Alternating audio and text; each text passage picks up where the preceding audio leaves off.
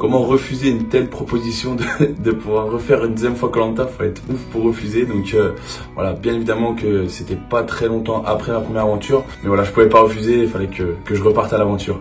Ah, il était sorti de Koh-Lanta Lécater avec une super cote de popularité. Je parle bien entendu, vous l'avez vu à l'image il y a quelques secondes, de Loïc. Loïc, candidat de ce Koh-Lanta la légende évidemment, qui est l'un des deux benjamins de cette aventure avec Sam. Et j'ai pu poser quelques questions à Loïc qui a pris le temps, et on le remercie chaleureusement vraiment de nous répondre. C'est parti pour cette interview, les amis, spéciale la légende et un petit peu Lécater quand même. On y va.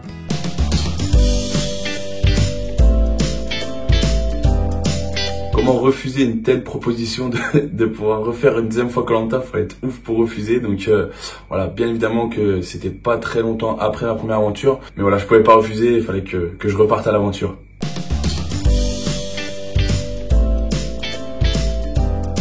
Alors c'est vrai que j'ai pas pu me préparer physiquement sur ma deuxième aventure parce que j'ai eu des petits problèmes au cœur. Donc j'ai fait un long mois de différents examens pour voilà, tout ce qui était possible de faire au niveau du cœur, je l'ai fait.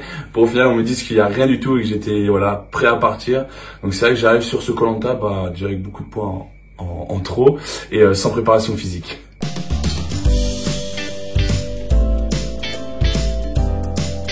Quand j'ai tout vu devant moi, c'est vrai que ça m'a mis un peu de stress parce que c'était tous des machines de guerre, mais je me suis senti voilà quand même assez confiant et j'avais quand même un bon stress parce que je me dis si je suis là c'est que j'ai ma chance aussi, donc j'avais envie de prouver que j'avais ma chance et que j'avais le potentiel d'être là. Donc voilà, c'était un peu un mix des deux.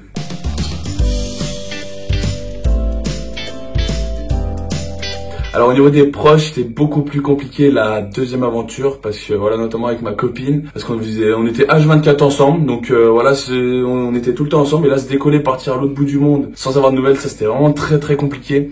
Donc comme on disait avec Sam, on préfère limite ne pas manger et être avec nos proches que manger et ne pas être avec nos proches.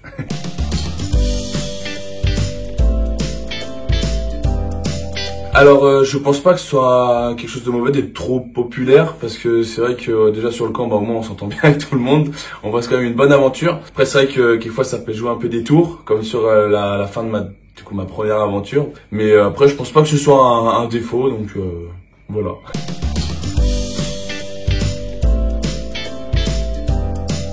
Au niveau de la popularité sur les réseaux sociaux, je pense pas que ça impacte forcément l'aventure. Pour moi, j'ai fait la même aventure que sur ma première aventure. J'ai fait ma petite vie tranquille, j'ai rigolé, voilà, avec ceux qui voulaient rigoler, j'ai fait mon petit truc tranquille, donc je pense pas que ça impacte. Et voilà.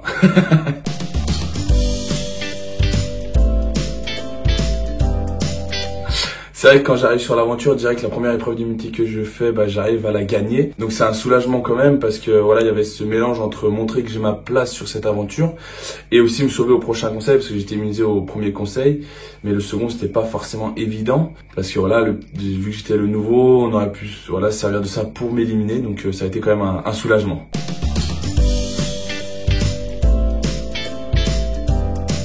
Je travaille surtout avec un peu les réseaux sociaux et après c'est surtout des événements un petit peu voilà, la plupart du temps dans le style Koh-Lanta bien évidemment. Par exemple tout cet été on est parti faire des animations en camping, donc voilà, ça nous a pris vraiment tout l'été, on a été baroudés sur les routes de France, donc c'était quand même assez fatigant, mais voilà, la plupart du temps c'est des petits événements et par la suite j'aimerais bien voilà qu'on essaye de monter des petites marques, essayer des nouvelles choses, découvrir et partir à l'aventure en quelque sorte à nouveau.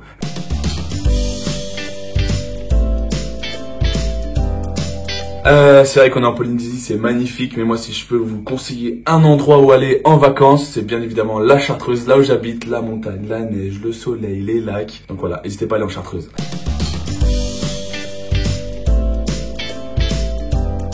Moi ce serait le monde entier, voilà, découvrir un peu tout ce qui se cache partout dans le monde. Donc voilà, j'ai pas un seul endroit en particulier, c'est vraiment découvrir voilà mon petit monde avec que ce soit dans le sud, dans le nord, dans l'est, dans l'ouest, au milieu, partout.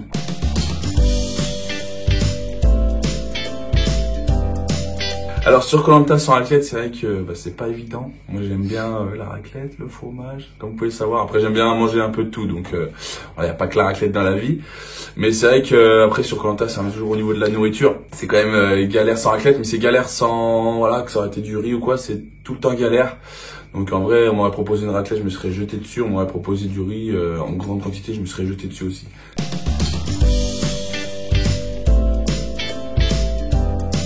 Comment je fais pour garder ma bonne humeur? Bah, bonne question, je sais pas, je fais ma petite vie encore une fois. Après, ça m'arrive de me ronchonner le matin, quand je suis mal levé.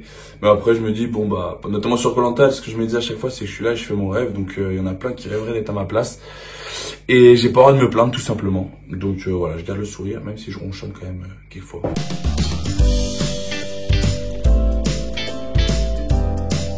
Alors concernant Becca, c'est vrai que quand je suis arrivé moi sur l'île, je dirais que ça m'a ravivé en fait les souvenirs de mon dernier Koh Lanta avec lui. Donc ça a été quand même assez compliqué à gérer parce que j'arrive sur une île déjà affaibli moralement à cause de tous les examens que j'ai eus. Voilà, loin de mes proches, plus tous ces souvenirs, donc c'est vrai que c'était quand même assez compliqué à gérer. Après j'ai profité un peu de tout ça pour lui rendre hommage comme j'avais dit à ses parents. Et tout au long de l'aventure, voilà, j'essaie de faire des petites marques, des petits trucs. J'ai continué mon t-shirt à trous, vous pouvez le voir sur les épisodes, donc voilà, lui faire hommage le plus possible.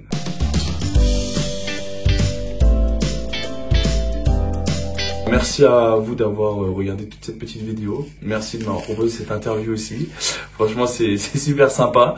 Et puis, je vais faire la petite phrase bateau. Je vous donne rendez-vous tous les mardis soirs à 21h sur TF1. Voire 21h05, 10. Ça dépend des pubs.